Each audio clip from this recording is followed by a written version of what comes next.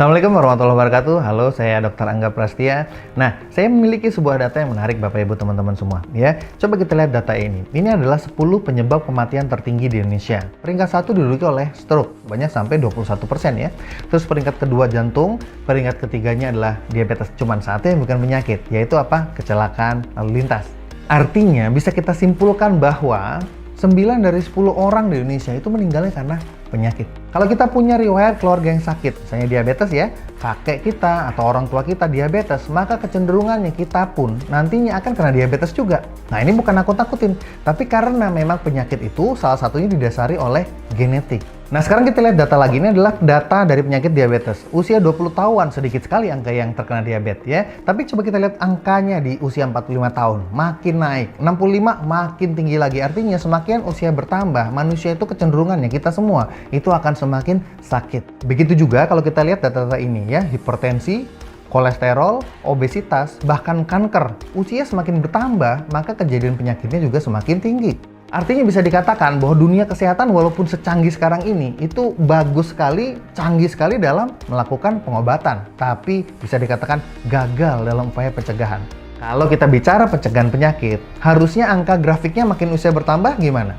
Apakah makin naik atau makin turun? Harusnya turun ya, atau bahkan minimal banget tetap deh nggak bertambah. Nah, itu baru pencegahan penyakit. Masalahnya orang Indonesia itu seringkali kalau udah sakit, udah keluhan, udah parah, baru datang ke dokter, baru datang ke rumah sakit.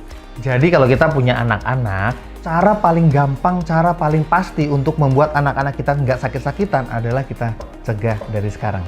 Penyebab tubuh sakit itu ada 3, teman-teman semua. Yang pertama adalah dehidrasi atau kurang minum. Yang kedua adalah asam berlebih. Yang ketiga adalah radikal bebas.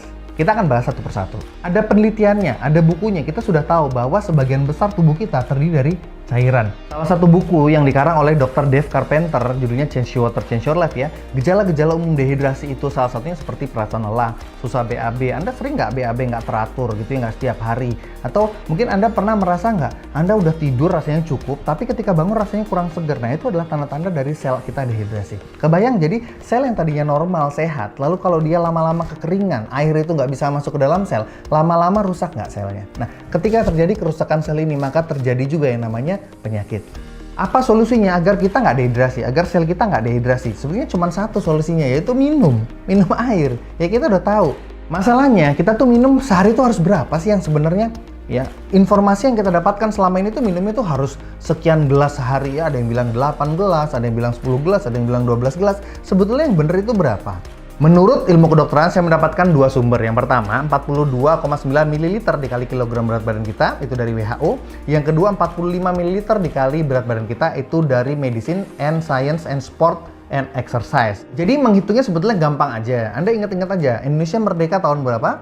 Tahun 45 ya. Ya udah, 45 ml dikali berat badan Anda. Jadi kalau Anda berat badannya misalnya 100 kg, 45 dikali 100 kg jadi berapa?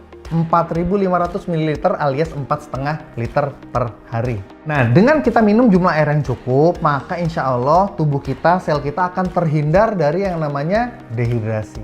Penyebab penyakit yang kedua adalah asam berlebih. Nah, kita perhatikan dulu tabel asam basa yang berikut ini. Rasanya kita orang Indonesia tuh selalu ketemu namanya nasi putih lah ya, gorengan, tepung ya. Tepung itu termasuk roti-roti, kue, cake, itu kan semuanya dari tepung ya. Terus belum lagi yang manis-manis seperti gula gitu ya. Nah, ini tuh semua sifatnya asam. Bukan rasanya di lidah loh ya. Saya nggak bilang rasa di lidah, tapi sifatnya itu akan mengasamkan tubuh. Lalu makanan-makanan jenis yang netral seperti beras merah, telur, ya, susu, itu sifatnya netral. Dan makanan yang sifatnya alkaline atau basa itu termasuk buah-buahan dan sayur-sayuran. Hampir semua buah-buahan, sayur-sayuran sifatnya basa. Mungkin ada beberapa buah yang sifatnya asam seperti jeruk nipis gitu ya, jeruk lemon gitu ya. Tapi itu cuma asam di lidah, ketika dia masuk di tubuh, diserap tubuh, itu akan membasahkan pH tubuh. Emangnya kenapa dengan makanan yang asam? Kalau kita terlalu banyak mengkonsumsi makanan yang asam, seperti kata para ahli berikut ini. Yang pertama, Dr. Otto Heinrich Warburg. Dr. Otto ini adalah peraih Nobel Kesehatan tahun 1931. Beliau bilang, apa penyebab utama dari kanker? Penyebab utama dari kanker itu karena kondisi tubuh yang beralih dari metabolisme yang normal menjadi metabolisme yang menghasilkan asam. Dan semakin tubuh bertambah asam, semakin kankernya bertambah parah. Semakin kanker bertambah parah, semakin tubuhnya bertambah asam. Maka kata Dr. Helmut Givlas dikatakan bahwa jagalah tubuh Anda tetap basah, jangan sampai asam. pH tubuh yang normal by the way adalah 7,365. Gampang kok ngafalinnya. 1 tahun ada berapa hari?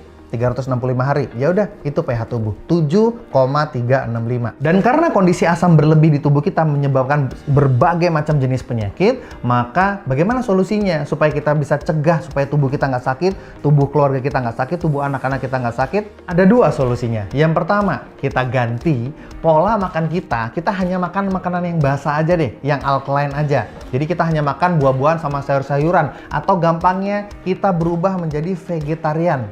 Siap nggak nih jadi vegetarian? Kalau susah, seperti saya itu masih doyan makan pecel lele gitu ya, soto Betawi gitu ya. Sepertinya susah gitu untuk menjadi basah gitu tubuh kita. Kalau kita nggak bisa ganti pola makannya, kita pakai solusi yang kedua. Mengganti air minum kita menjadi air minum yang sifatnya alkaline atau basah.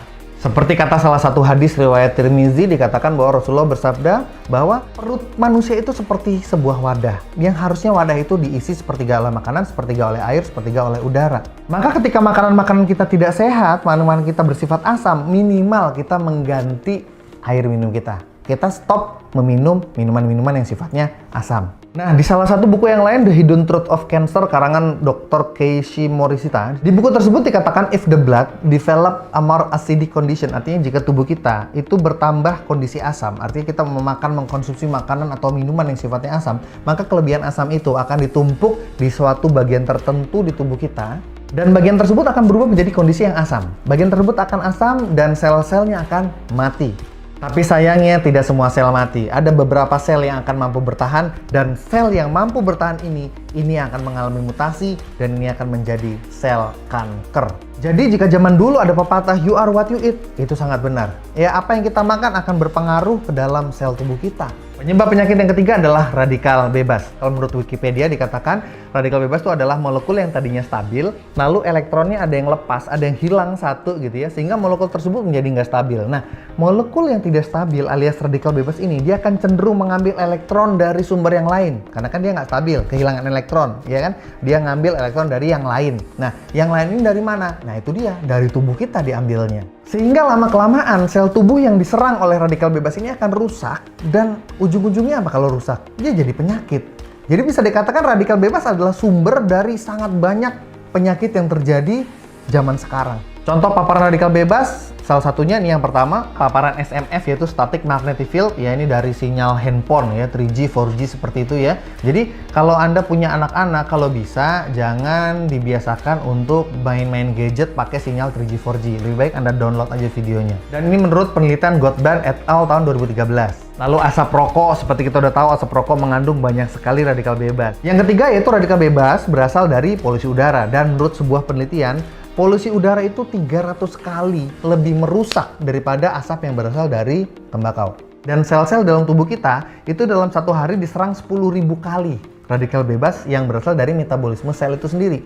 Jadi ketika sel tubuh kita bermetabolisme, hasilnya banyak radikal bebas, dan itu menyerang sel itu sendiri gitu loh. Kalau radikal bebas solusinya cuma satu. Dari dulu kita sudah tahu, yaitu antioksidan. Yang jadi masalah adalah antioksidan zaman dulu tahun 1950 dari satu jeruk. Itu kalau sekarang itu harus kita makan 8 jeruk. Kalau dulu 1, kalau sekarang harus 8. Baru jumlah antioksidannya seimbang. Artinya kalau kita dalam satu hari membutuhkan 8 butir jeruk, maka kalau di rumah kita ada 5 orang, butuhnya berapa?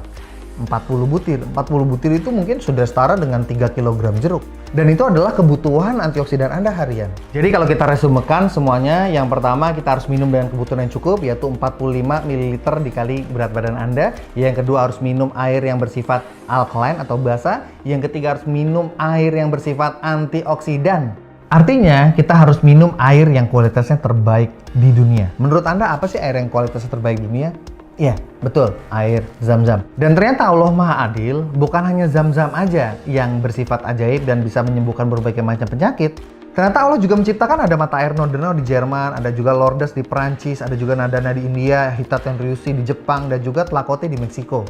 Yang mata air ini ternyata memiliki khasiat terhadap penyembuhan berbagai macam penyakit. Nah, Anda buka PubMed. PubMed adalah pusat jurnal ilmiah internasional paling lengkap dan paling banyak seluruh dunia. Sekarang sudah lebih dari 30 juta jurnal internasional yang ada di sana. Dan kalau Anda ketik penelitian tentang Zam-Zam, itu akan keluar banyak sekali penelitian tentang air Zam-Zam. Ini adalah salah satu penelitian tentang air Zam-Zam yang ada di PubMed. Di sini kita bisa lihat ada karakteristik tentang air Zam-Zam. Dan salah satu hasil penelitiannya adalah air Zam-Zam ternyata pH-nya adalah basa. Dan ditemukan bahwa air Zam-Zam ternyata bersifat basa dengan pH rata-rata 8. Masih ingat pH normal? pH normal adalah 7, Zam-Zam 8. Dan para ahli sudah banyak yang menulis tentang khasiat air alkali. Salah satunya Dr. Theodore Barodi. Beliau berkata apa? Ternyata apapun nama penyakitnya, semua berasal dari akar yang sama, yaitu terlalu banyak sampah asam di dalam tubuh. Di sisi lain, Dr. Gerard Bresnahan, dokter kepresidenan Amerika Serikat, minum air alkali adalah solusi untuk membuat pH tubuh menjadi basa dengan mudah. Sehingga Anda tidak perlu repot-repot mengganti pola makan Anda. Di PubMed sendiri, kalau Anda search ketik keyword alkaline water, itu akan keluar lebih dari 300 penelitian yang sudah membahas tentang khasiat dari air yang bersifat basa atau air alkaline ini. Salah satunya adalah jurnal Trends in Food Science and Technology. Dikatakan bahwa para ilmuwan berhasil menemukan bahwa air alkali bukan hanya bermanfaat buat terapi atau pengobatan, tapi juga pencegahan berbagai macam penyakit berat. Selain itu, dengan penelusuran yang lebih dalam, ditemukan juga bahwa ternyata air Zam-Zam bukan hanya bersifat alkali, tapi memiliki kekuatan antioksidan. Itulah mengapa air Zam-Zam bisa mengikat radikal bebas dan bisa mengangkat racun-racun detoks tubuh sehingga tubuh menjadi jauh lebih sehat. Demikian juga dengan mata air yang lain, salah satunya adalah fenomena dari Nordenau. Ini juga ada penelitian tentang air dari Hita Tenryusui di Jepang.